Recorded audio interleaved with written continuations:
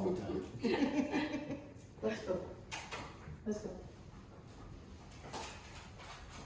You notice I repeated let's go. I could have said let's go. Hey, I said let's go. Let's go. He's just learning. He's just a baby in this process.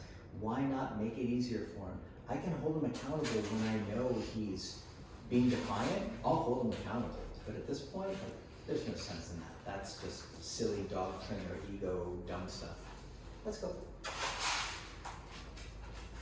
Come up, pause, tiny bit of leash pressure.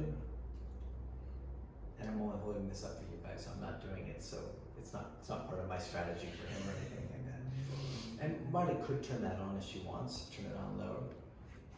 Lower? Just low so they can maybe hear it. Then I don't have to hold this up at the Statue of Liberty. So, nice. Good. Nice.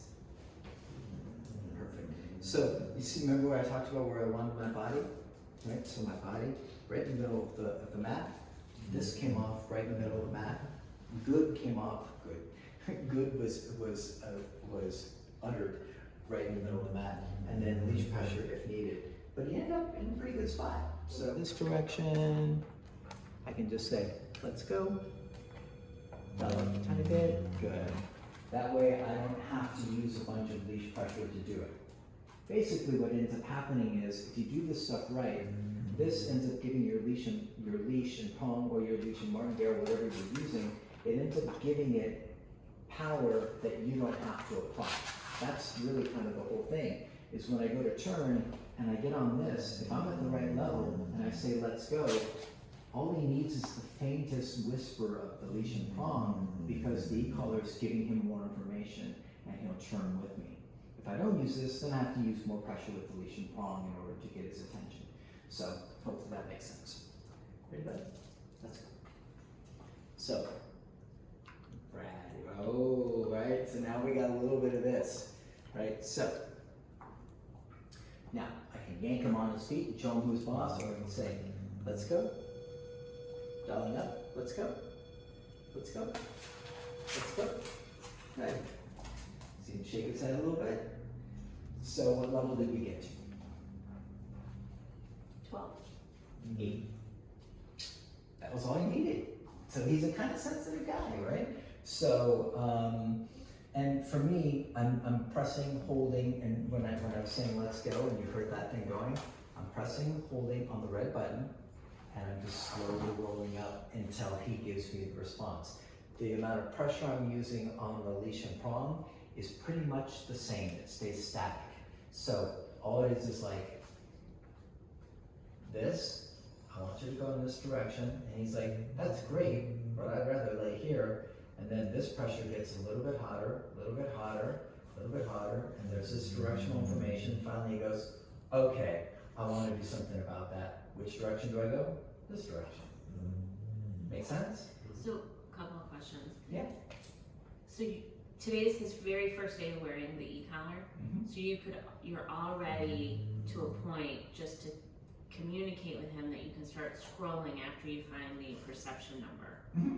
And how fast are you scrolling when you're doing it? Like, because I think that's part of when I'm holding the e-collar, like the pressing and scrolling in one hand, I struggle with sometimes. So how fast are you doing it, and how are you doing it where it made it look like I didn't even realize you're scrolling?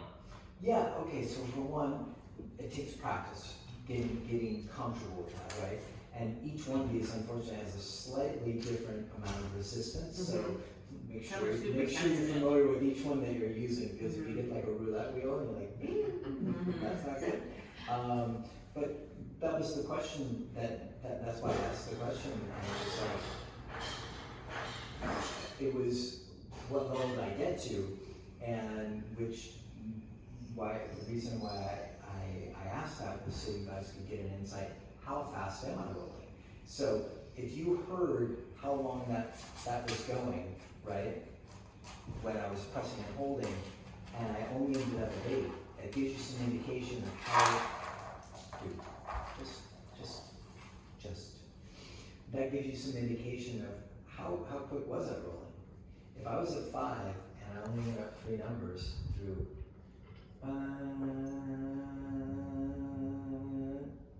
It's pretty slow. It's pretty slow, right?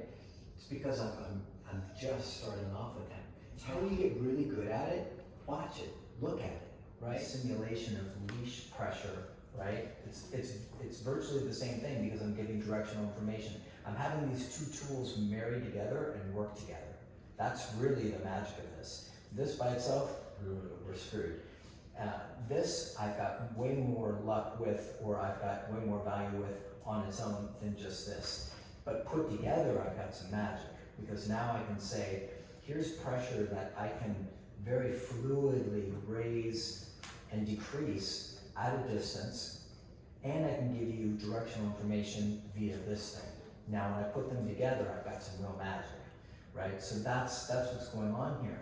So when he was over there, and I was already rolling up, I've got no problem with rolling up, because like I said, if you were doing your first session with leash and prong, and we weren't thinking about this as some high-tech e-collar, holy fuck, you're gonna blow the dog's world up, you would just be, okay, I need to add more pressure, he's not coming, I need to add more pressure, okay, he's not coming, I need to add more pressure. No. Okay, I was at a 16 on my leash and prong. I'm not making fun of you, but I'm trying to make a point. And so, if we can get out of this world of the e-collar being this frighteningly dangerous, I'm not saying that's how you're thinking about it, but that's how it's conveyed for many. We can find that there's so much more latitude and so much more utility and ease of use, and that's what I'm hoping over the course of the week, me and the rest of the trainers will show you guys that it's, no, you don't need to be harassing that. I'm hoping that will become something that's clear. So I don't worry about the first session like I've got to beat. So 5 is his number, no, 5 is his number that he feels, so I'm going to be at 5 throughout the session. No way, I'm going to be at 5 until he tells me, hey Sean, you need to pull on the leash harder. But I'm not going to pull on the leash, I'm going to use this. So I'm going to roll up higher on this, because these tools are working in tandem together, right? Mm-hmm. And so what you'll tend to see me do is use very little of this, except to whisper, this is the direction, buddy. And this as the leash actually being pulled, if that makes sense. Yeah. Okay, cool.